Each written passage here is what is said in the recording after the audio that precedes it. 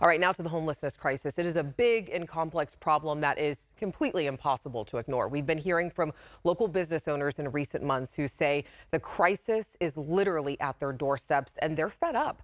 Tonight, Becca Habegger speaks with one of them, asked the city to respond, and here's from an advocate who says the blame is often misplaced. Inside South Sacramento's Golden Corral restaurant, customers enjoy food and family. I'm calling the police! But outside the restaurant on a recent evening, a raucous fight raged in the parking lot. Right here, the general manager was leaving, and as she rounded the corner to go get to her car, there was a full-blown brawl. They were swinging on each other. They had bats. I mean, this is a family restaurant. Mike Sacca owns this Golden Corral and the land it sits on along West Stockton Boulevard near 99 and Cosumnes River Boulevard. We haven't really regained back from COVID.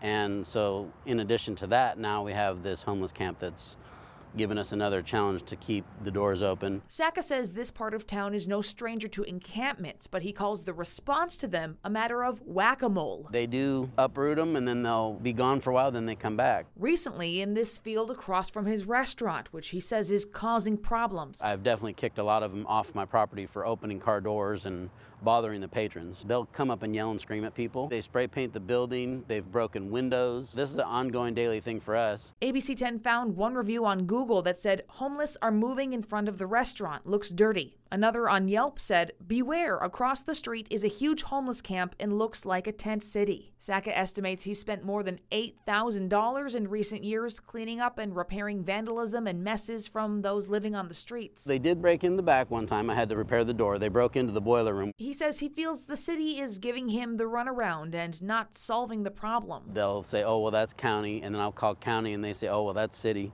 And so there's a lot of buck passing going on. We actually try to contact like 311, and we've talked to the police, the sheriff, and trying to get somebody to help us out with this. So he reached out to ABC 10. I just decided I've got to say something to somebody to try to save my business. We supply jobs for over 50 families, better part of $600,000 a year in taxes. So if they're okay with this closing down and allowing for that to go on, I mean, I don't think that that's right. The city told ABC 10 in a statement, in part, the city is aware of Mr. Sacca's concerns and communicated with him earlier this month to let him know that 311 is the best place to report an issue regarding an encampment. 311 call data show more than 250 calls for service in the past 4 years at Golden Corral and the immediately surrounding properties, most classified as relating to homeless encampments. 19 of those calls came in the last month alone. Advocates for people experiencing homelessness say clearing or sweeping an encampment can be traumatic for the people living there. While someone might want to see one encampment gone or another encampment gone,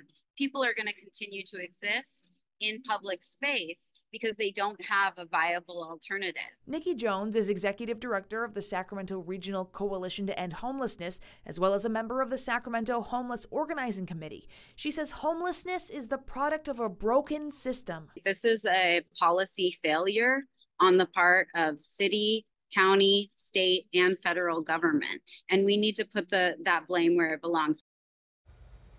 All right, Becca Habegger with us right now. We know this is a very heated topic, but you did reach out to the city. What did they kind of say about what they plan on doing about this? Well, Alex, we've reported on something called the Incident Management Team, launched last year. It combines the fire department, city, police, and Department of Community Response, among other agencies, to enable a more unified, streamlined approach to addressing homelessness. Well, the city tells me the team has spent extensive time in that whole neighborhood, and that remains a high priority, saying in part the IMT expects to again dispatch personnel to this area in the coming days to conduct outreach and compliance work. And Alex, the city says it's the county that can connect people with mental health and substance abuse services. So the city says the two local governments are working together to address this issue. Yeah, we know the city and county, they have really been trying to work together to address this, and something we'll continue to follow. All right.